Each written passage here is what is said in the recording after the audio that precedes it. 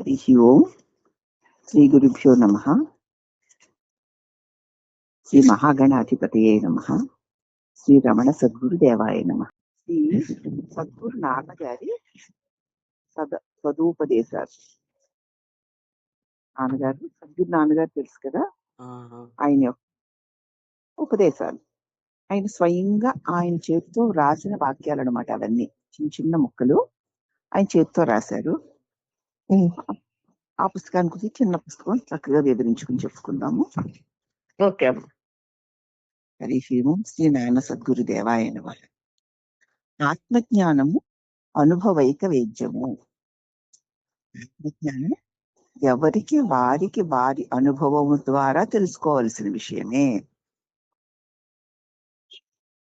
ఆత్మజ్ఞానము అనుభవములో ఉన్న వారిని సద్గురువులు అంటారు. ఎవరికైతే తమ స్వరూప జ్ఞానం తమ అనుభవంలో ఉందో వాళ్ళని సద్గురువులు అంటారట. ఆ కోవలోని వారే సద్గురు శ్రీ నాన్నగారు. అట్టి వారి నుంచి వెలువడిన మాటలు కూడా అనుగ్రహాలే.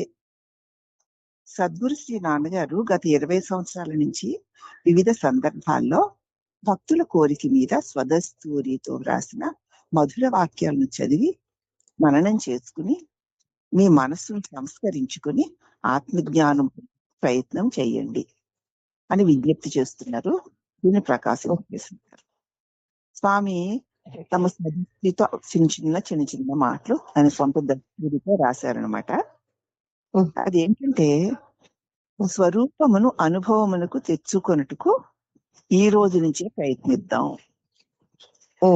మన స్వరూపాన్ని మనం అనుభవానికి తెచ్చుకోవడానికి ఇప్పుడే ఈ క్షణం నుంచే ప్రయత్నిద్దాం. ఇంతకు మనం స్వరూపము కానిది, మనము కానిది, మనది కానిది అన్న వాటితో ఇంతకాలము కూడా సంబంధం పెట్టుకుని నేను అనుకుని జీవితం.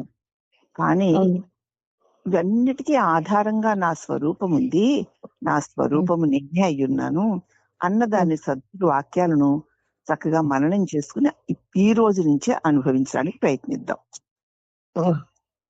ఆ తర్వాత ఇంకొకటి, పవిత్రత ఆధ్యాత్మిక జీవితానికి పునాది వంటిది. ఇటువంటి ఆత్మ తత్వాన్ని పొందాలి అని సాధన చేసేవారికి ముందు పవిత్రత ఉండాలి.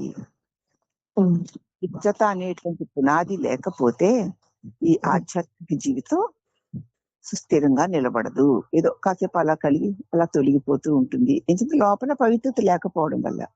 పునాది దిట్టం లేకుండా కట్టిన ఇల్లు మరి 10 రోజులే చెడిపోయినట్లు తెలుసుకుంటాం. ఆహా భక్తులం అది ఇది అనుకుంటాం, ఏదో భజనలు చేస్తాం, పూజలు చేస్తాం, కానీ అది నిలబడదు.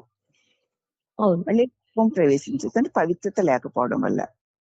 మరి ఆధ్యాత్మిక జీవితాన్ని జీవించాలి అంటే పవిత్రత అనేటువంటి పునాది ఉండాలి, గట్టి పునాది ఉండాలి అంటూ మళ్ళీ అంటున్నారు. బ్రహ్మమును ధ్యానించుట వల్ల శోకము పాపము హరించబడతాయి.